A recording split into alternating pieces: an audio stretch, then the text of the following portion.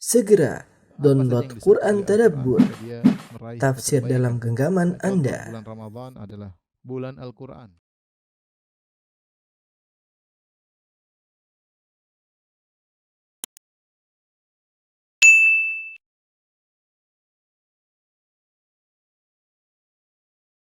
Bismillahirrahmanirrahim. Assalamualaikum warahmatullahi wabarakatuh. Alhamdulillahi ala ihsani wa syukru lahu ala taufiqihi wa amtinani. Wa asyhadu an la ilaha illallah wahdahu la syarika lahu ta'ziman li sya'nih. Wa asyhadu anna Muhammadan abduhu wa rasuluhu da'ila ridwani. Allahumma salli alaihi wa ala alihi wa ashabihi wa ikhwani. Hadirin dan hadirat yang dirahmati oleh Allah Subhanahu wa taala. Alhamdulillah, puji dan syukur kita panjatkan kepada Allah Subhanahu wa taala yang masih memberikan kita kesempatan untuk bisa berkumpul di tempat yang penuh keberkahan ini. Semoga pertemuan kita ya diberkahi oleh Allah Subhanahu wa taala. Salawat dan salam semoga tercurahkan selalu kepada junjungan kita Nabi Muhammad sallallahu alaihi wasallam dan juga kepada keluarganya serta seluruh sahabat beliau tanpa terkecuali. Pada kesempatan yang bahagia ini kita akan menyampaikan hadis yang masyhur yang dimana diriwayatkan dari Abdullah bin Amr bin As radhiyallahu ta'ala anhuma, ya blughu bihi Nabi sallallahu alaihi wasallam, dari Nabi sallallahu alaihi wasallam di mana Rasulullah SAW bersabda, ar-rahimuna yarhamuhumur rahman, irhamu man fil ard yarhamkum man fis sama. Sungguhnya orang-orang yang pengasih, penyayang dirahmati oleh Allah Subhanahu wa taala. Para penyayang disayang oleh Allah Subhanahu wa taala. Irhamu man fil ard, rahmatilah yang ada di atas muka bumi. Yarhamkum man fis sama, maka yang di langit akan merahmati kalian. Sayangilah yang di atas muka bumi, maka niscaya yang di langit juga akan sayang kepada kalian. Hadis ini terkenal juga dengan hadis musalsal bil awaliyah, yaitu hadis yang musalsal yang selalu dimulai dengan al awaliyah. Maksudnya seluruh orang yang meriwayatkan hadis ini dalam sebagian sanadnya selalu meriwayatkan hadis pertama dari gurunya adalah hadis ini. Setiap rawi berkata haddatsani syaikhi, telah menyampaikan kepadaku syaikhu. Kemudian nanti dia menyampaikan wa huwa awwalu haditsin sami'tuhu anhu. Dan inilah hadis yang pertama yang aku dengar dari guruku, dan demikian sampai kepada Nabi sallallahu alaihi wasallam. Yang disebut dengan hadis musalsal yaitu hadis yang ketika para perawi mereka meriwayatkan hadis ini, mereka bersepakat dalam satu lafal tertentu atau satu kondisi tertentu atau suatu perbuatan tertentu. Seperti dalam hadis ini mereka sepakat dalam satu perkataan tertentu. Setiap perawi mengatakan inilah hadis pertama yang aku riwayatkan dari guruku. Ya. Ada juga hadis yang begitu disampaikan, inni uhibbuka fillah, aku mencintai engkau karena Allah, dan seterusnya, berbagai macam model hadis-hadis musalsal yang para ulama menyebutkan ini menunjukkan akan dhabitnya atau kuatnya hafalan para perawi sampai mereka tidak hanya menghafalkan konten daripada hadis, bahkan mereka juga menghafalkan atau menyampaikan kondisi tertentu atau lafal tertentu yang mereka sepakati dalam meriwayatkan hadis tersebut. Di antara faedah bahwasanya banyak ulama yang meriwayatkan hadis ini, dan biasanya ketika meriwayatkan hadis ini, inilah hadis pertama yang mereka dengarkan dari gurunya, sebagai isyarat bahwasanya ilmu dibangun di atas rahmat, di atas kasih sayang antara guru dan murid. Ya, oleh karenanya ketika mereka meriwayatkan hadis ini, mereka mengatakan ini adalah awwalu haditsin sami'tuhu min syaikhi. Inilah hadis yang pertama yang aku dengar dari guruku. Ya, bahwasanya isyarat bahwa ilmu dibangun di atas rahmat antara guru dan murid. Kemudian hadis ini adalah hadis yang hasan, diriwayatkan dari banyak jalan, ya. Kemudian saling menguatkan sehingga hadisnya adalah hadis yang hasan. Hadis ini juga isinya adalah Nabi sallallahu alaihi wasallam memotivasi kaum muslimin untuk memiliki sifat penyayang. Karena Rasulullah SAW menyebutkan tentang ganjaran yang sangat agung, yaitu disayang oleh Allah Subhanahu wa taala, disayang oleh Allah Subhanahu wa taala. Karena jika seorang sudah disayang oleh Allah Subhanahu wa taala, maka tentunya dia akan dimasukkan dalam surga di akhirat kelak, ya. Bukankah para ulama telah menyatakan tidaklah seorang masuk surga dengan amalnya tapi dengan rahmat Allah Subhanahu wa taala. Kata Nabi sallallahu alaihi wasallam, la yadkhulu ahadunil jannah bi amalihi. Tidak seorang pun masuk surga karena amalnya. Maka para sahabat bertanya, "Wala anta ya Rasulullah? Engkau juga tidak mau surga dengan amalmu?" Kata Nabi sallallahu alaihi wasallam, "Wala ana, saya pun tidak masuk surga dengan amalku illa an yataghammadani Allahu bi rahmatih." Hanya saja aku diberi rahmat oleh Allah sehingga aku masuk surga. Sehingga para ulama menyebutkan bahwasanya masuk surga dengan rahmat Allah Subhanahu wa taala, tapi tingkatan surga dengan amalan para hamba. Maksud Allah, masuk surga dengan rahmat Allah Subhanahu wa taala, tapi tingkatan di surga berdasarkan amalan para hamba. Intinya yang menyebabkan seorang beruntung adalah rahmat Allah Subhanahu wa taala, dan yang menyebabkan seorang binasa adalah terhalanginya dari rahmat Allah Subhanahu wa taala. Karenanya para ulama menafsirkan laknat, kalau ada yang mengatakan laknatullah alaik, Allah melaknat kepada engkau, maksudnya apa? Ya Allah, jauhkanlah dia dari rahmatmu. Jauhkanlah dia dari rahmatmu. Kenapa orang-orang disiksa oleh Allah Subhanahu wa taala di akhirat kelak? Karena mereka terhalangi dari rahmat Allah dengan sebab maksiat, kemungkaran yang mereka lakukan. Oleh karenanya ketika Rasulullah SAW menyebutkan ganjaran yang agung, ya, Ar-Rahimuna yarhamuhumur Rahman, sungguhnya para penyayang disayang oleh Allah Subhanahu wa taala. Irhamu man fil ard, sayangilah yang ada di atas muka bumi, yarhamkum man fis sama, maka yang di langit akan menyayangimu. Ini ganjaran yang sangat besar, yaitu disayang oleh Allah Subhanahu wa taala. Tidak ada ganjaran yang lebih daripada ini. Seorang kalau disayang oleh Allah Subhanahu wa taala, maka akan turun banyak kebaikan kepadanya. Inna rahmatallahi qaribun minal muhsinin. Sungguhnya rahmat Allah sangat dekat dengan orang-orang yang berbuat kebaikan. Ganjaran ini, rahmatilah yang di muka bumi, maka kau akan dirahmati oleh yang di langit. Penyayang disayang oleh Allah Subhanahu wa taala, disebut oleh para ulama dengan kaidah al-jaza min jinsil amal. Balasan sesuai dengan perbuatan. Balasan sesuai dengan perbuatan. Dan ini banyak dalilnya dalam nusus, dalam Al-Quran maupun dalam sunnah Nabi sallallahu alaihi wasallam. Sampai dicetak 2 buku tebal, 2 jilid, 2 jilid buku tebal dengan judul Al-Jaza min Jinsil Amal, balasan sesuai dengan perbuatan. Seperti sabda Nabi sallallahu alaihi wasallam, ya, man nafasa kurbatan, barang siapa yang menghilangkan kesulitan seorang mukmin, maka nafasallahu kurbatan min qurabi yaumil qiyamah, maka Allah akan memberikan keringanan atau menghilangkan kesulitan baginya di akhirat, ya, karena dia meringankan beban seorang mukmin, ya. Kemudian barang siapa yang, ya, wallahu fi aunil abdi maka al abdu fi auni akhihi, siapa yang menolong seorang hamba maka Allah akan menolong dirinya. Man satara musliman satarahullahu yaumal qiyamah, siapa yang menutup aib seorang muslim, dia pun akan ditutup aibnya oleh Allah Subhanahu wa taala. Allah juga firman dalam Al-Qur'an, ala tuhibbuna ayyaghfirallahu lakum, tidakkah kau suka jika Allah mengampunimu? Kata Allah, falyafu wal yasfahu, hendaknya mereka memaafkan dan berlapang dada. Ala tuhibbuna ayyaghfirallahu lakum, tidakkah engkau suka jika diampuni oleh Allah Subhanahu wa taala? Maka jika seorang mengampuni orang lain, dia akan diampuni oleh Allah Subhanahu wa taala. Dan dalil akan hal ini sangatlah banyak. Di antaranya, siapa yang menyayangi akan disayangi. Ini berdasarkan kaidah umum al-jaza' min jinsil amal, balas dengan perbuatan. Dan terkait dengan rahmat Allah banyak sekali dalilnya. Seperti hadis ini, kemudian Nabi sallallahu alaihi wasallam mengatakan, man la yarham la yurham. Siapa yang tidak menyayangi maka tidak akan disayangi. Suatu hari Nabi sallallahu alaihi wasallam bersama Al-Aqra' bin Habis At-Tamimi, salah seorang Arab Badui yang baru masuk Islam.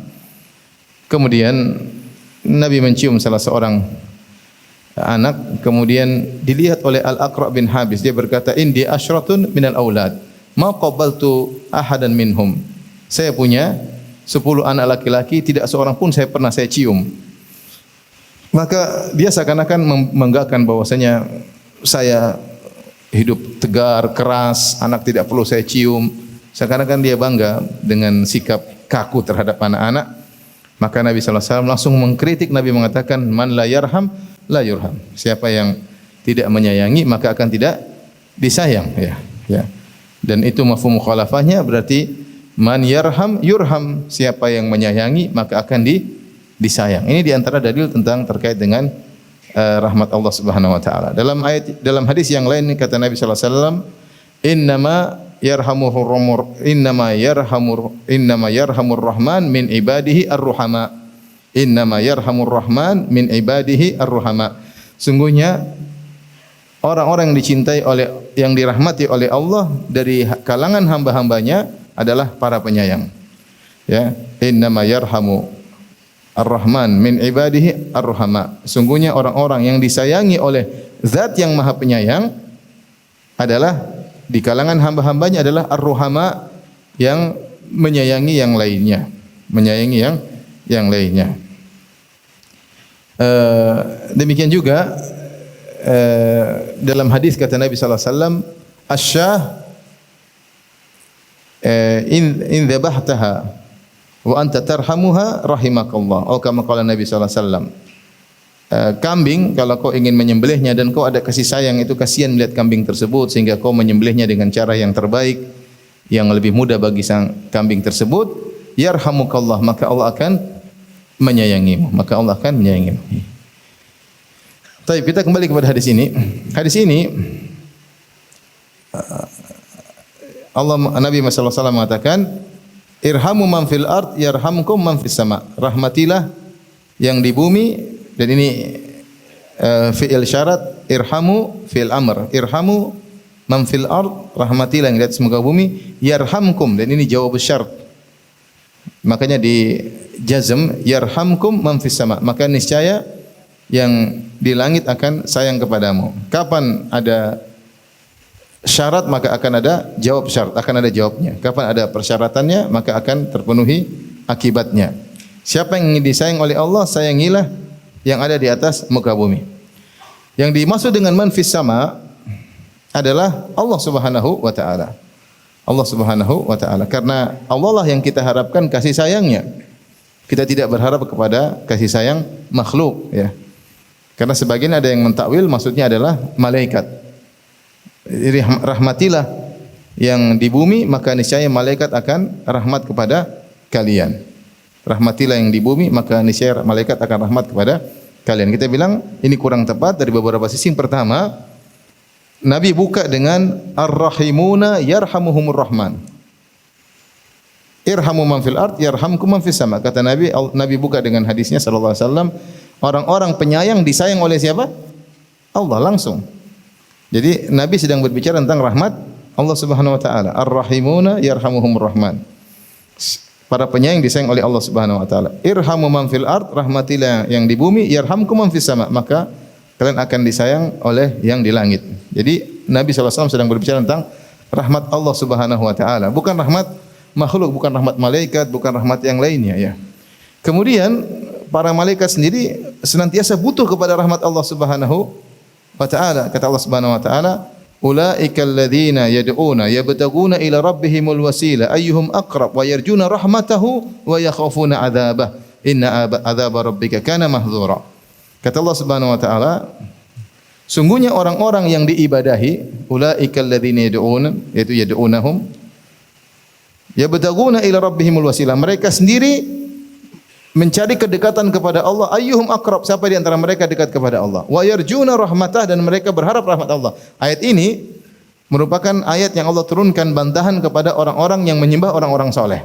Ada yang menyembah malaikat, ada yang menyembah Nabi Isa, ada yang menyembah Uzair, orang-orang Yahudi, ya. Ada yang menyembah as-salihin seperti Lata, dan misalnya di zaman Nabi Nuh, ya, Wat, Suwa, Yaguth, Ya'uq, Nasr, ya. Jadi ini orang-orang saleh yang disembah. Allah mengatakan, ngapain kalian menyembah mereka? Mereka saja berjuang untuk menyembah siapa?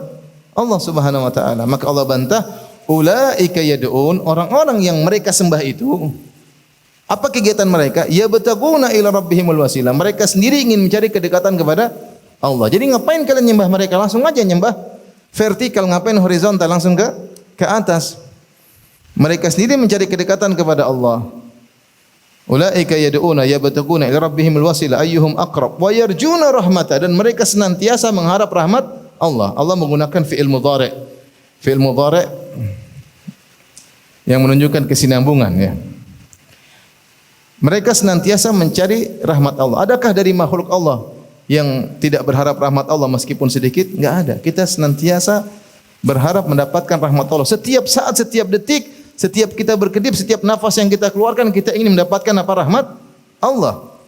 Siapapun mereka, mau malaikat, mau jin yang saleh, mau para nabi, Nabi Isa, Uzair, apakah Lata, apakah Wat, Suwa, Yaguth, Ya'uq, Nasr yang disembah oleh orang-orang, apakah orang salihin, apakah Abdul Qadir Jailani, apakah Sayyid Al-Badawi, apakah Al-Husain yang disembah oleh orang Syiah, apakah Fatimah yang disembah oleh mereka, apakah Ali yang dituhankan oleh mereka, semuanya mengharapkan apa?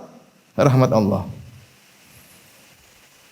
Oleh karenanya yang dimaksud dari yarhamkum man fis sama, maka niscaya yang di langit akan merahmati kalian. Yang lebih kuat maksudnya adalah Allah Subhanahu wa taala.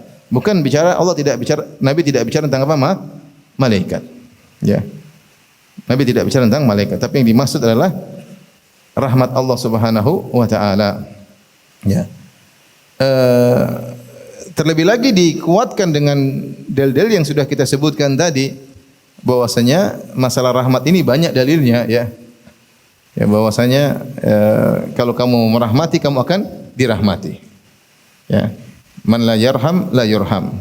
Siapa yang tidak merahmati, dia tidak akan dirahmati.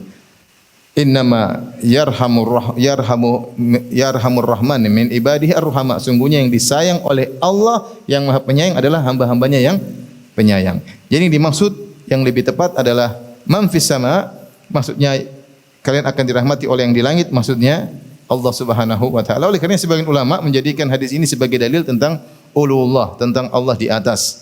Seperti Ad-Darimi dalam kitabnya Ar-Rad al-Jahmiyah, kemudian Az-Zahabi dalam kitabnya Al-Ulu lil Aliyyil Ghaffar, kemudian juga Ibnu Qudamah dalam kitabnya Itsbatu Uluwillah, yang mereka berdalil dengan hadis ini bahwasanya Allah berada di atas. Karena kita semua berharap rahmat yang di atas, yaitu rahmat siapa? Rahmat Allah Subhanahu wa taala.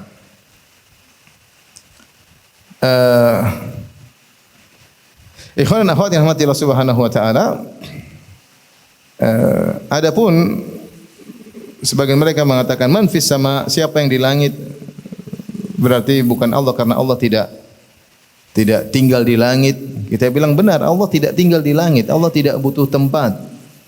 Keberadaan Allah di atas langit, dan kalimat fi, di, itu bisa berarti di atas, dan itu banyak dalam Al-Qur'an. Seperti firman Allah Subhanahu wa taala, ya, fasiru fil ardi fanzuru, berjalanlah engkau di bumi, bukan berarti kaki masuk di tanah, paham? Tapi di atas apa? Fauqal ardi. Fi maknanya fauq, dan ini dalam bahasa Arab biasa satu kata digunakan mewakili kata yang lain. Jadi fasiru fil ardi maksudnya fasiru fauqal ardi, berjalanlah di atas muka bumi. Famshu fi manakibiha wa kulu min rizqih. Berjalanlah kalian di penjuru-penjuru bumi, bukan berarti kaki masuk di tanah, tapi berjalan di atas apa? Di atas bumi. Ya.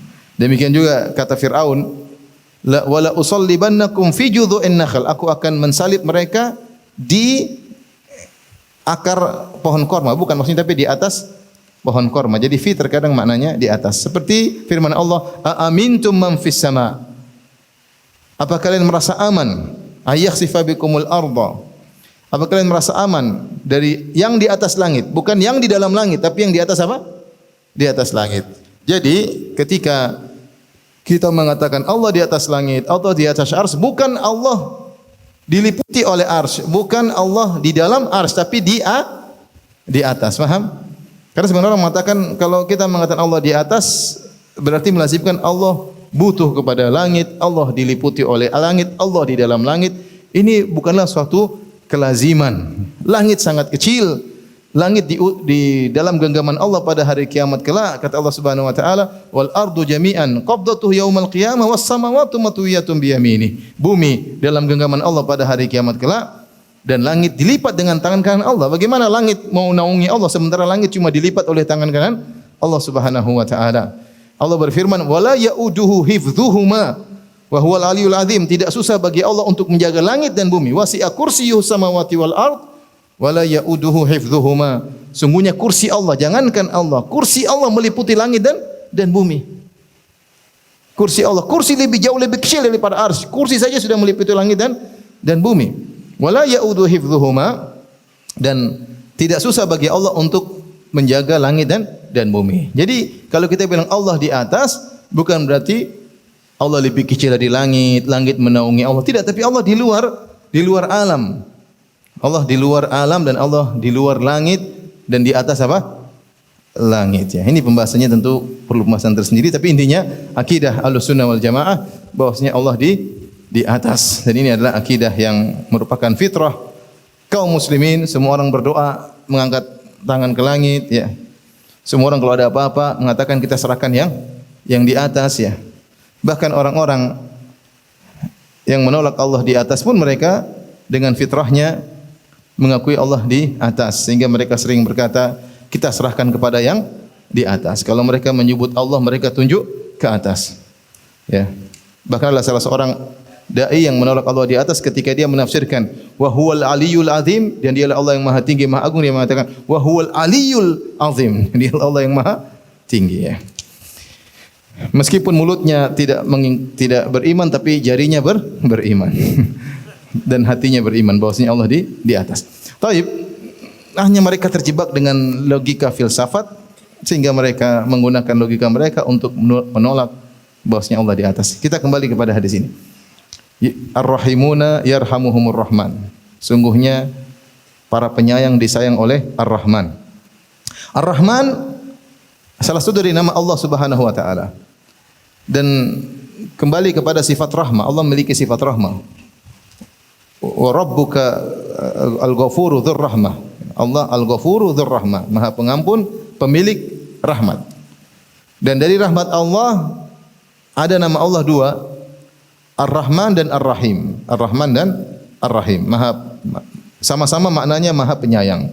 Cuma ada khilaf di kalangan para ulama, bedanya Ar-Rahman dengan Ar-Rahim. Ada dua pendapat di kalangan para ulama. Mayoritas ulama mengatakan Ar-Rahman adalah rahmat Allah yang meliputi seluruh makhluk. Ar-Rahim adalah rahmat Allah yang terkait dengan orang-orang beriman. Ini pendapat mayoritas ulama. Ibnul Qayyim punya pandangan lain. Dia mengatakan, Ibnul Qayyim rahimahullah, bahwasanya Ar-Rahman terkait dengan zat Allah, bahwasanya Allah wazannya fa'lan, bahwasanya Allah memiliki rahmat yang luar biasa yang tidak ada memiliki rahmat seperti rahmatnya Allah. Adapun Rahim adalah terkait rahmat Allah sampai kepada makhluknya. Terlepas dia mukmin atau kafir. Jadi Ar-Rahman terkait dengan zat Allah, Ar-Rahim terkait dengan fi'liyah Allah, yaitu sampainya rahmat Allah kepada makhluk-makhluk. Ini saya sudah bahas panjang lebar dalam kajian Al-Asma'ul Husna. Jadi Allah Subhanahu wa taala rahmatnya ya tidak ada yang bisa tidak sama dengan rahmatnya makhluk. Tidak sama dengan rahmatnya makhluk. Semua yang kita lihat adalah dampak dari rahmat Allah, ya. Taib kata Nabi SAW, Ar-Rahimuna yarhamuhumur Rahman. Irhamu man fil ard, rahmatilah yang di bumi. Man secara asal digunakan untuk al-uqala, untuk orang yang berakal, yaitu rahmatilah manusia. Tapi banyak syurahul hadis, para pensyarah hadis mengatakan man di sini isim mausul mencakup keumuman. Seluruh manusia rahmatilah mereka, bahkan mencakup ghairul uqala seperti hewan dan yang lainnya. Terlebih lagi datang dalam sebagian riwayat irhamu ahlal ardi. Irhamu ahlal ardi. Rahmatilah penghuni bumi, rahmatilah penghuni bumi. Dan itulah hadis ini menunjukkan bahwasanya agama Islam dibangun di atas kasih sayang. Di atas kasih sayang. Di atas kasih sayang di antara makhluk ya. Oleh karenanya kalau siapa yang perhatikan agama Islam adalah agama yang penuh dengan kasih sayang. Bahkan kasih sayang bukan hanya kepada manusia, bahkan kepada hewan-hewan. Bahkan kasih sayang bukan hanya kepada hewan-hewan, bahkan kasih sayang dalam peperangan. Sampai ada risalah ilmiah saya ada di rumah tentang rahmatul Islam fil harb. Kasih sayang Islam dalam peperangan. Risalah itu buku tebal tentang hal ini. Bagaimana dia mengungkapkan kasih sayang Islam bahkan dalam peperangan. Ya. Kalau kita perhatikan, Nabi SAW sendiri disebut dengan Nabiur Rahmah. Nabi yang merupakan rahmatun muhdah. Kata Nabi, saya adalah rahmatun muhdah. Aku adalah kasih sayang yang dihadiahkan oleh Allah kepada kalian. Rasulullah SAW sendiri zatnya adalah penuh dengan kasih sayang. Rasulullah SAW zatnya penuh dengan kasih sayang. Zatnya sendiri adalah penuh dengan kasih sayang karena dia adalah rahmatun muhdah. Kalau kita kasih sayang kita setelah kita berbuat, setelah kita berkata-kata, Nabi zatnya sendiri rahmat Allah Subhanahu wa taala. Sehingga tidak ada yang keluar dari Nabi kecuali kasih sayang. Dia sudah jibilli dari sananya. Kata Nabi sallallahu alaihi wasallam, "Ana rahmatun muhdah." Aku adalah rahmat yang merupakan hadiah dari anugerah dari Allah Subhanahu wa taala. Sehingga kalau kita lihat akhlak Nabi sallallahu alaihi wasallam, kita akan kagum dengan akhlaknya. Sungguh akhlak Nabi dibangun di atas kasih sayang. Bagaimana akhlaknya terhadap ya istri-istrinya, terhadap anak-anaknya, terhadap tetangganya, ya, terhadap siapapun di sekitarnya, ya. Nabi penuh dengan kasih sayang, ya. Saya kadang baca hadis Nabi luar biasa. Nabi SAW satu hadis Rasulullah SAW minum, kemudian Rasulullah SAW di sampingnya ada sahabat junior kalau tidak salah Ibnu Abbas. Kemudian Nabi SAW mengatakan kepada Ibnu Abbas, "Apa kau izinkan ini air minum saya kasih kepada orang-orang tua?" Kata Ibnu Abbas, "Enggak. Saya yang harus minum sisamu." Maksud saya, sampai anak kecil pun Nabi minta izin. Kalau kita yang masih kecil belakangan orang tua.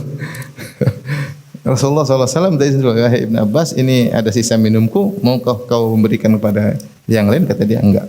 Saya tidak mau mendahulukan bekas minum Nabi SAW dari orang lain. Karena bekas minum Nabi tentu penuh dengan apa?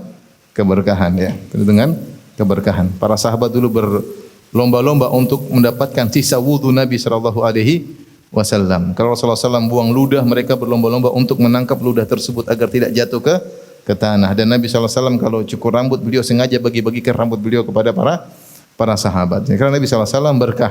Tapi yang menakjubkan, Rasulullah SAW minta izin kepada anak ini. Lihat ketika Nabi SAW berkunjung ke rumahnya Anas bin Malik. Anas bin Malik siapa? Pembantu Nabi SAW. Ketika Rasulullah SAW datang kota Madinah, maka ibunya Ummu Sulaim radhiyallahu taala anha menghibahkan, gampangannya bahasa kita, yaitu memberikan Anas kepada Nabi sebagai pembantu Nabi SAW. Sehingga dikenal dengan Anas khadimu Rasulullah SAW, pembantu Nabi SAW.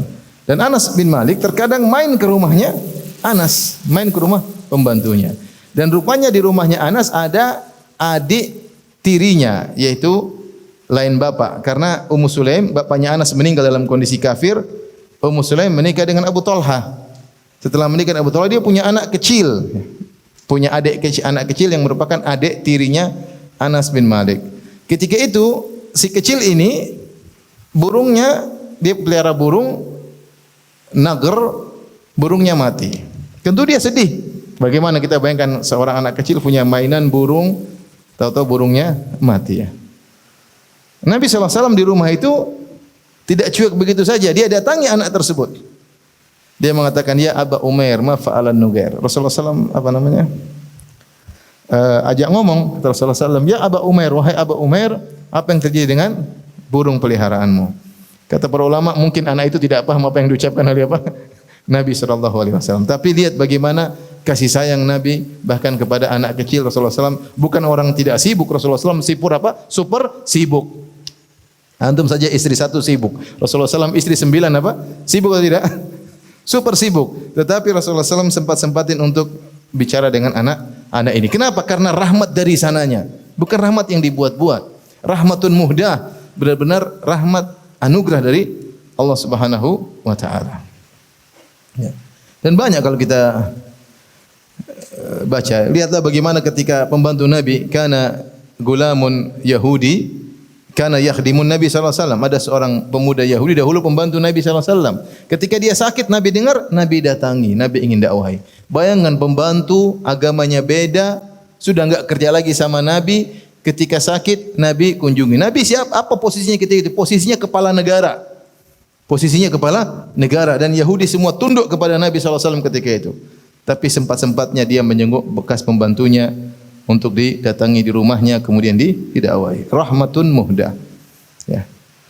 Oleh karenanya di antara doa Nabi sallallahu alaihi wasallam, Allahumma inna as'aluka hubbak wa hubba man yuhibbuk.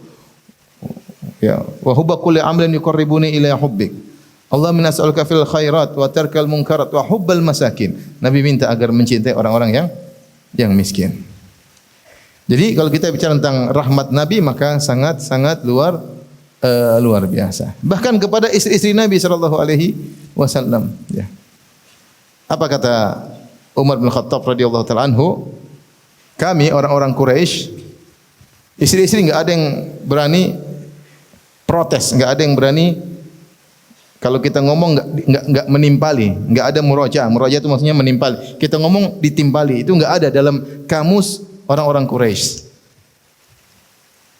Tidak ada istri-istri mereka yang seperti itu. Kemudian kata Umar bin Khattab, ketika kami berhijrah dari Mekah menuju Madinah, ternyata wanita-wanita Ansar suka nimpali suaminya. Fatafiqa nisa'ul Quraisy yata'allamna min nisa'il Ansar atau kama qala Umar. Maka mulailah istri-istri kami belajar dari istri-istri Ansar. Jadi kalau suami ngomong bisa ditimpali. Bisa ditimpali. Akhirnya kata Umar, satu hari saya ngomong sama istri saya nimpali, saya kaget. Rupanya sudah belajar sama. Ketika saya tegur, kenapa kamu nimpali saya? Kata dia, istri Nabi juga nimpali siapa? Nabi SAW. Sebenarnya Nabi dihadapkan dengan dua manhaj. Manhaj Quraisy, manhaj Muhajirin dengan manhaj Ansar. Ketika bermuamalah dengan istri, Nabi ikut manhajnya kaum Ansar. Ngalah sama istri. Subhanallah, rahmat kepada istri-istri. Tidak mengatakan, saya Nabi. Enggak gitu, saya mau cari istri lain juga gampang. Enggak. Ini ada orang sudah wajah pas-pasan, gaya lagi. Nabi kalau mau cari istri tinggal tunjuk, gampang sallallahu alaihi wasallam. Siapa tidak ingin punya istri Nabi? Lihatlah bagaimana cucunya Al-Hasan disebutkan orang-orang ingin menikahkan putrinya sama Al-Hasan radhiyallahu anhu, bahkan diriwayatkan dikatakan dia suka kalau nikah cerai, kata dia enggak ada masalah, yang penting punya keturunan dari Rasulullah sallallahu alaihi wasallam. Tapi Nabi sallallahu alaihi wasallam ya sampai sama istri-istrinya beliau sangat lembut, ya, mengalah, dan terlalu banyak hadis tentang hal ini, ya. Jadi rahmat, benar-benar Rasulullah SAW rahmatun muhdah. Benar-benar zat beliau benar-benar rahmat, sehingga semua yang muncul dari beliau adalah kasih sayang. Demikian juga kalau kita lihat hadis-hadis Nabi sallallahu alaihi wasallam, Nabi begitu perhatian sama orang-orang susah, ya. Terlalu banyak hadis perhatian terhadap orang susah, seperti kata Rasulullah sallallahu as-sa'i 'alal armalah wal aitam kal mujahid fi sabilillah. Awil qa'im alladhi la yaftur awis sha'im an-nahar alladhi la yuftir. Atau kama qala Nabi sallallahu alaihi wasallam. Yang berusaha untuk memberikan kebaikan kepada janda-janda dan anak-anak yatim seperti orang yang berjihad di jalan Allah Subhanahu wa taala. Seperti orang yang puasa tidak pernah berbuka, seperti orang yang salat malam tidak pernah letih. Subhanallah, pahala sangat besar ketika amal tersebut dibangun di atas rahmat, kasih sayang. Sampai para ulama mengatakan siapa yang tidak bisa berjihad dengan pedangnya maka berjihad dengan mengurus janda dan apa? Anak yatim. Mau berjihad tanpa pedang? Berani? Berjihad tanpa pedang takut-takut, sekarang jihad tanpa pedang juga masih takut. Caranya bagaimana berjihad tanpa pedang? Ngurusi janda sama anak yatim. Apalagi tapi maksudnya ngurus itu bukan berarti harus dinikahi ya, jangan salah paham. Intinya perhatian ngurusi janda, ngurusi anak yatim. Kenapa? Karena menunjukkan rahmat kasih sayang. Sehingga kita punya waktu untuk ngurusi anak yatim, ngurusi para janda ya. Maka pahalanya seperti berjihad di jalan Allah Subhanahu wa taala ya. Dan jangan pilih janda muda aja, banyak janda-janda tua yang lebih butuh rahmat dan kasih sayang antum sekalian. Dengan belikan makanan, pemberian bulanan, banyaklah. Tapi intinya agama Islam dibangun di atas rahmat. Rahmat terhadap manusia terlalu banyak dalilnya ya. Kita bicara bahkan rahmat terhadap hewan. Rahmat terhadap hewan. Seperti Rasulullah SAW menyampaikan hadis. Saya bacakan dalam Sahih Bukhari dari Abu Hurairah radhiyallahu taala anhu. Bainama rajulun yamshi fashtadda alaihi al-atash, ketika seorang laki sedang berjalan kemudian dia merasa sangat kehausan. Fanazala bi'ran fashariba minha, maka dia pun turun ke sumur, dia kehausan kemudian dia pun minum dari sumur tersebut. Tsumma kharaja, kemudian dia keluar dari sumur tersebut. Fa idza huwa bikalbin yalhathu ya'kulu thara minal atash. Tiba-tiba ada seekor anjing kehausan dan dia menjilat-jilatkan lidahnya ke tanah karena saking kehausan. Ya, saking kehausan. Faqala, lihat perhatikan. Maka dia berkata, laqad balagha hadza mithlul ladzi balagha bi. Sungguh anjing ini telah mengalami apa yang pernah aku alami sebelumnya. Itu dia sedang kehausan sebagaimana tadi saya kehausan. Lihat rahmat, kasih sayang. Kasih sayang. Anjing ini telah mengalami apa yang aku alami. Kemudian dia pun turun ke sumur, famala khuffahu. Turun ke sumur, kemudian dia isi sepatunya, khufnya dengan air. Thumma amsakahu bifi, kemudian dia gigit dengan mulutnya sambil naik di atas sumur, gigit sepatunya yang terisi air. Thumma raqiya, kemudian dia naik dari sumur, fasaqal kalba, kemudian dia beri minum kepada anjing tersebut. Fasyakarallahu lahu, maka Allah pun membalas kebaikannya, faghafara lahu, maka Allah pun mengampuni dosa-dosanya. Sahabat yang mendengar hadis ini, Rasulullah cerita tentang orang zaman dahulu. Sahabat dengerin, oh ada orang kehausan, kemudian dia masuk sumur minum, kemudian dia keluar dari sumur, lihat ada anjing. Rahmat kasih sayangnya mengatakan, ini anjing tadi kehausan seperti saya. Anjing ini sedang kehausan seperti saya tadi kehausan. Maka dia pun turun, dia ambil air, dia kasih kepada anjing tersebut. Allah ampuni dosanya. Maka para sahabat berkata, ya Rasulullah, wa inna lana fil bahaimi ajran. Ya Rasulullah, apakah kami dapat pahala terkait dengan binatang, dengan hewan? Qala fi kulli kabidin ratbin ajrun. Kata Nabi SAW, setiap hewan yang memiliki yang memiliki hati yang basah, maksudnya hidup, maka akan dapat pahala kalau kamu berbuat baik kepada hewan tersebut.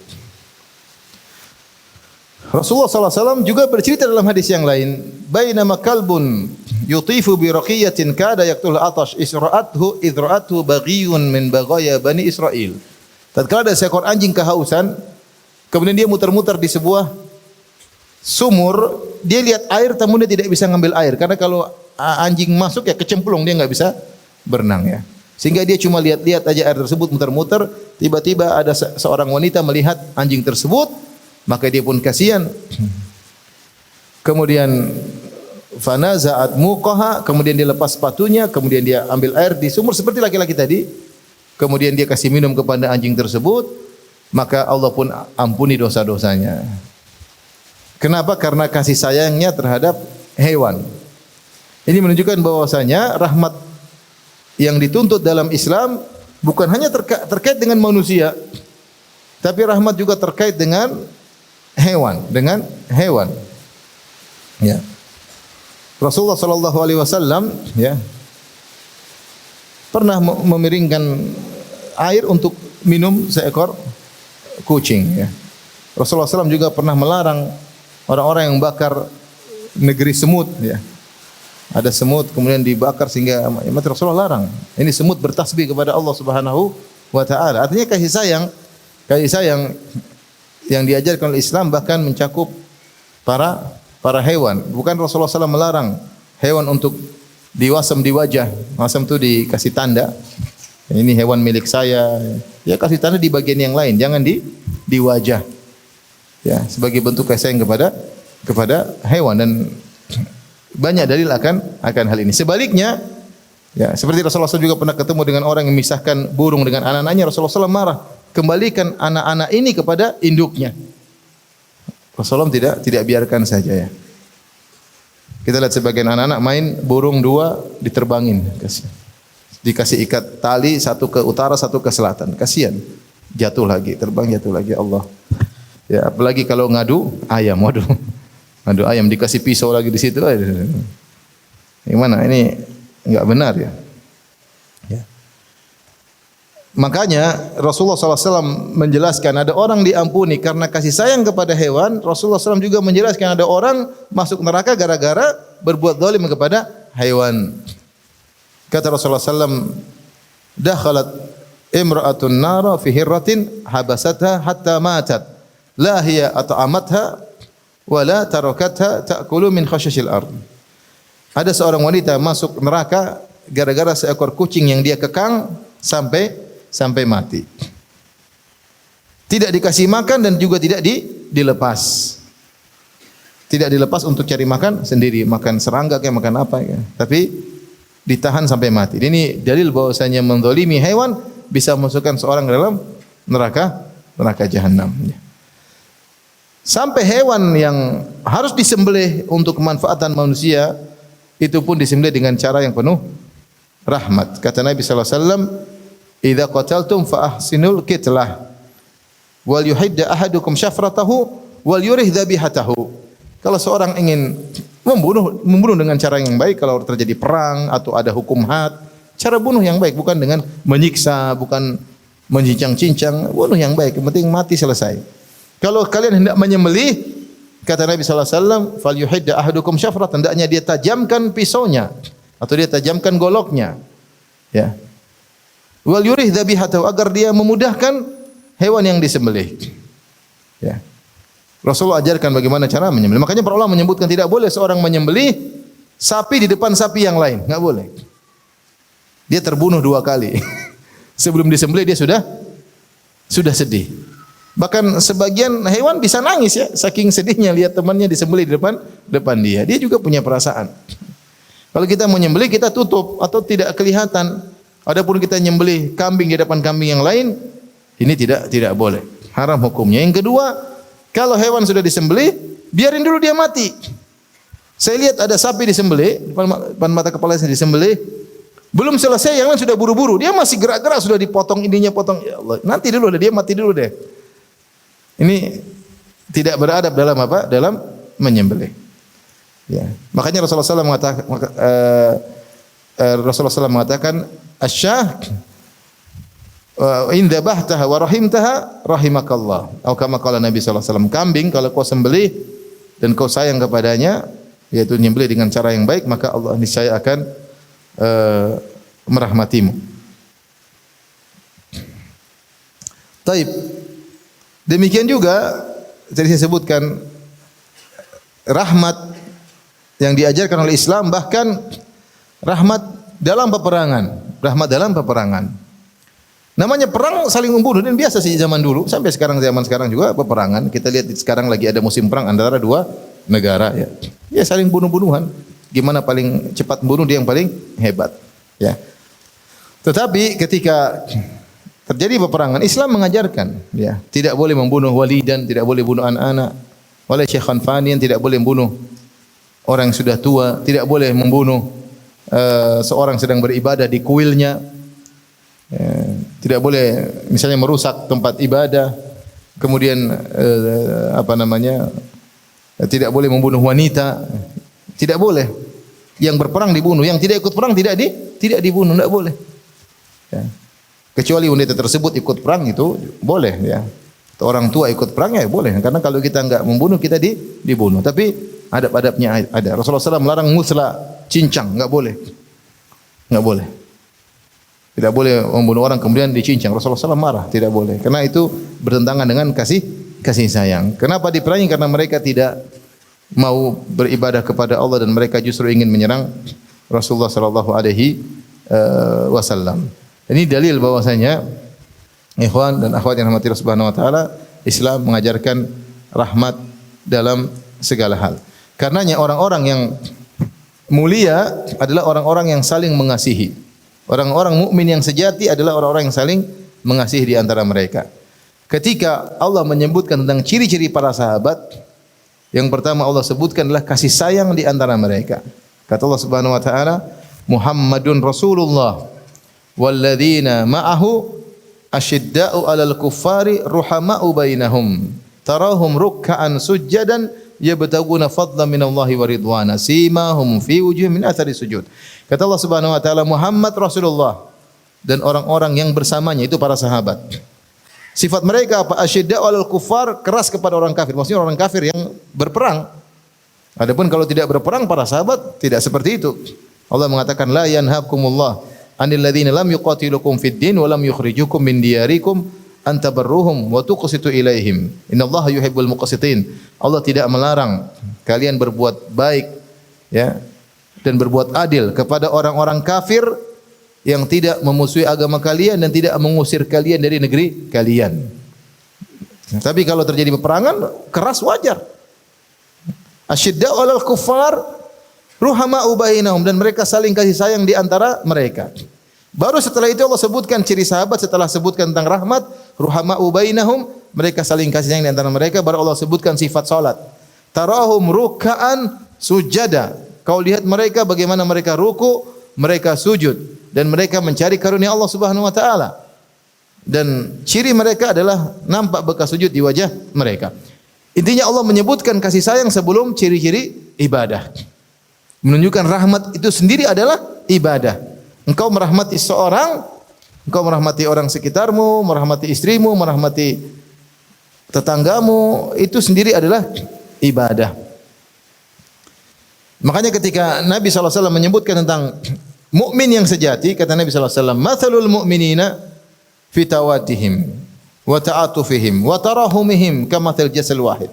Perumpamaan ya, kaum mukminin dalam kasih sayang mereka, dalam lembut di antara mereka, dalam mengasihi di antara mereka seperti perumpamaan jasad yang satu ya.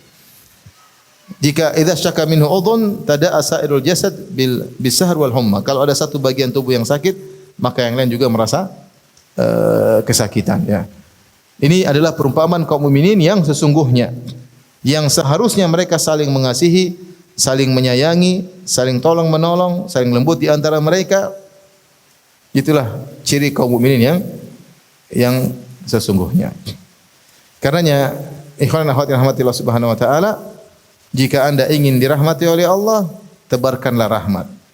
Dan perbandingannya perbandingan lurus. Semakin tinggi rahmat engkau kepada orang lain, semakin tinggi rahmat Allah kepadamu. Kadarnya berbanding lurus. Berbanding lurus. Makanya orang yang paling mudah mendapatkan surga Allah adalah yang sangat pengasih, yang sangat baik kepada yang lainnya. Ya. Segala tingkah lakunya, segala perilakunya dibangun di atas kasih sayang. Bahkan kepada orang-orang yang menyelisihi kita, bahkan kepada orang-orang yang mungkin memusuhi dakwah sunnah misalnya, kita harus juga tunjukkan kasih sayang. Makanya Al-Imam Ibn Taimiyah rahimahullahu taala punya kata-kata emas yang diabadikan dalam kitab Minhajus Sunnah Nabawiyah. Ibn Taimiyah rahimahullah mengatakan ahlus sunnah a'lamun nasi bil haqq wa arhamuhum bil khalq. Ahlus sunnah wal jamaah adalah orang yang paling tahu tentang kebenaran dan yang paling sayang kepada sama manusia. Yang paling sayang sama kepada manusia. Kalau kita baca tentang praktek kehidupan Ibnu Taimiyah rahimahullahu taala, maka kita tahu bagaimana kasih sayang beliau. Kita tidak bicara tentang Nabi SAW, bicara Nabi memang sangat luar biasa. Kita bicara tentang ulama yang hidup ya jauh setelah Nabi SAW, itu abad ke-7, abad ke-8. Syekhul Islam Ibnu Taimiyah rahimahullahu taala. Yang buku-bukunya isinya seluruhnya bantahan kepada ahlul bidah, semuanya dibantah. Ya, Nasara dibantah, Yahudi dia bantah, Jahmiyah dia bantah, Mu'tazilah dia bantah, Asy'ariyah dia bantah, Wahdatul Wujud dia bantah, para penyembah kubur dia bantah, filsafat dia bantah, semua dia bantah Syekhul Islam Ibnu Taimiyah. Tapi bagaimana sikap dia terhadap musuh-musuhnya? Sangat sayang kepada mereka. Ini diungkapkan oleh Ibnul Qayyim rahimahullahu taala dalam kitabnya Madarijus Salikin. Dia berkata, "Waditu anna li ashabina ka Syekhul Islam li a'daihi." Kami berharap sikap kami terhadap terhadap teman-teman kami sebagaimana sikap Syekhul Islam terhadap musuhnya.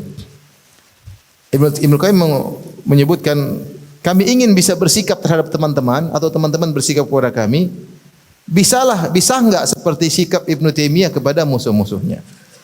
Kenapa? Karena sikap Ibnu Taimiyah terhadap musuh-musuhnya luar biasa. Sampai Ibnu Qayyim mengatakan suatu hari ada musuh bebuyutan yang selalu memusuhi Ibnu Taimiyah, yang berfatwa agar Ibnu Taimiyah dibunuh, yang menyebabkan Ibnu Taimiyah dipenjara rahimahullahu taala. Artinya musuh bebuyutannya meninggal. Maka kami pun datang kepada Syekhul Islam Ibnu Taimiyah. Kami berikan kabar gembira, wahai Syekhul Islam, musuhmu telah tewas. Apakah Ibnu Taimiyah kemudian senang, tertawa? Enggak, dia sedih. Fakaharani, dia pun tegur aku. Maka dia segera bangkit, dia pergi menuju ke keluarga yang ditinggal oleh musuhnya tersebut, dan dia mengatakan, anggap saja aku pengganti bapak kalian. Anggap saja aku mengganti bapak kalian. Dari sinilah perkataan Ibnu Qayyim bahwasanya kami ingin bersikap kepada teman-teman kami seperti sikap Ibnu Taimiyah terhadap musuh-musuhnya. Ibnu Makhluf Al-Maliki yang memenjarakan Ibnu Taimiyah rahimahullah taala, yang menghakimi Ibnu Taimiyah, dia mengatakan ketika Ibnu Taimiyah mampu untuk membalas kami, dia tidak membalas. Kisah yang masyhur ketika mereka berfatwa Ibnu Taimiyah harus dibunuh, namun Ibnu Taimiyah di penjara. Akhirnya bergantilah penguasa. Tadinya Sultan Ibnul Qalawun, penguasa sebelumnya dilengserkan, ada yang serang. Akhirnya kekuasaan berpindah dari Sultan Ibnul Qalawun kepada yang baru. Kemudian ahlul bidah ini mereka menjilat kepada sultan yang baru. Kemudian Ibnu Taimiyah di penjara, bahkan difatwakan untuk dibunuh, sehingga sultan yang lama jengkel karena mereka berkhianat kepada sultan yang lama dan mereka menjilat kepada sultan yang baru. Akhirnya Sultan Ibnul Qalawun ini, kalau enggak salah Nasr Ibnul Qalawun, dia mengumpulkan kekuatan, dia menyerang lagi dan dia mengembalikan kekuatannya, akhirnya dia meraih tahtanya kembali. Ketika dia meraih tahtanya kembali, ini ahlul bidah ini, para penjilat datang lagi ke dia. Dan dia jengkel. Akhirnya dia ingin balas. Dan ini disebutkan kisahnya oleh Ibnu Katsir dalam Bidayah wan Nihayah. Ibnu Katsir muridnya Ibnu Taimiyah. Ibnu Qayyim juga, Az-Zahabi juga. Maka Ibnu Katsir kemudian bercerita, maka Ibnu Taimiyah pun dikeluarkan dari penjara di hadapan para ulama-ulama yang berfatwa bahwasanya Ibnu Taimiyah kafir, dibunuh atau harus dibunuh. Maka sultan ini pun memuliakan Ibnu Taimiyah di depan mereka. Dia ingin bikin jengkel para ulama-ulama bid'ah tersebut. Dia muliakan Ibnu Taimiyah di depan mereka. Setelah itu dia keluarkan secarik surat atau kertas, isinya fatwa kamu harus dibunuh. Supaya Ibnu Taimiyah jengkel, bilang bunuh mereka kalau begitu. Tapi ternyata dia tunjukkan fatwa tersebut, Ibnu Taimiyah ternyata malah tidak marah dan dia berkata, jangan, mereka yang terbaik yang ada, mereka yang terbaik yang ada. Ketika Ibnu Taimiyah mampu untuk membalas, dia justru memaafkan. Dia justru memaafkan. Oleh karenanya sifat rahmat ini harus kita miliki, ya. Semakin kita mudah merahmati, maka kita semakin mudah dirahmati oleh Allah Subhanahu wa taala. Kita mulai dari sekitar kita, ya. Tunjukkan rahmat kita kepada anak-anak, ya. Tunjukkan rahmat kita kepada istri, ya. Apa kata Nabi sallallahu alaihi wasallam dalam hadis riwayat Imam Ahmad, ya? Idza aradallahu bi ahli baitin khairan adkhala alaihimur rifq. Jika Allah menghendaki kebaikan pada suatu keluarga, Allah masukkan kelembutan dalam keluarga tersebut. Kehidupan kita dalam rumah tangga jangan dibangun di atas teriakan, bentak, ya, ngangkat suara, enggak. Suami rahmat kepada istri, istri rahmat kepada suami, rahmat pada anak-anak. Sering setan menghiasi kepada kita bahwasanya dengan sikap keras maka akan berhasil perjalanan suatu rumah tangga. Namun katanya tidak. Kenyataannya tidak. Justru dengan kasih sayang, dengan kelembutan itu adalah hukum asal. Boleh kita marah sesekali, boleh kita tegur tegas sesekali, tapi hukum asal kita harusnya menyebarkan rahmat di dalam rumah kita sendiri. Maka latih diri kita rahmat kepada istri, rahmat kepada anak-anak, yang istri rahmat kepada suami. Semakin kita ngaji, semakin nampak rahmat tersebut. Sehingga orang di sekeliling kita merasa nyaman dengan kita, merasa tentram dengan kita. Kalau kita enggak pulang, istri kita telepon, kapan pulang Mas? Kapan pulang Abi? Kapan pulang Abang? Kapan pulang Kakak ya? AA ya. Bukan kalau kita enggak pulang mereka senang. Abi belum pulang, alhamdulillah. Anak-anak senang, Bi kapan pulang? Kalau kita dirindukan oleh orang sekitar kita, berarti kita telah menyebarkan apa? Rahmat. Tapi kalau keberadaan kita bikin jengkel orang, ini kita jauh dari kasih sayang. Kita jauh dari kasih sayang. Lembut sama anak-anak, cium anak-anak, mumpung mereka masih mau dicium. Ada saatnya mereka enggak mau dicium lagi, ya. Sampai kemarin ada teman saya curhat, Ustaz, anak saya perempuan tidak mau lagi saya cium, tidak mau lagi tidur samping saya, tidak mau lagi. Sampai dia telepon anaknya, ini Ustaz Firanda loh, supaya saya berfatwa boleh. Akhirnya anaknya, udah Bi, boleh. Karena dia malu sama saya. Maksud saya, kenapa kita harus punya rahmat ya sama anak-anak, ya, sama istri ya. Apa susahnya antum kalau mau pergi cium dulu istri? Apa susahnya? Antum mau ke masjid cium kening istri. Antum mau safar cium tangan istri. Cium yang lain juga boleh, bukan cuma tangan. Maksud saya paling tidak minimal ya. Apa susahnya? Rahmat, tebarkan rahmat, murah senyum sama anak-anak. Kita tebarkan rahmat di lingkungan kita dulu sebelum keluar ya. Baik, ini saja ikhwan dan akhwat yang dirahmati Allah Subhanahu wa taala. Jika antum ingin dirahmati oleh Allah, maka rahmatilah orang-orang di sekitar antum sesama antum ya. Rahmatilah istri, anak, kemudian pembantu, tetangga. Semua sikap yang kita lakukan dibangun di atas rahmat. Jauhi sikap suka emosi, suka marah-marah, jauhi, itu jauh dari rahmat Allah Subhanahu wa taala. Baik, demikian saja kajian kita. Insyaallah kita lanjutkan nanti sore.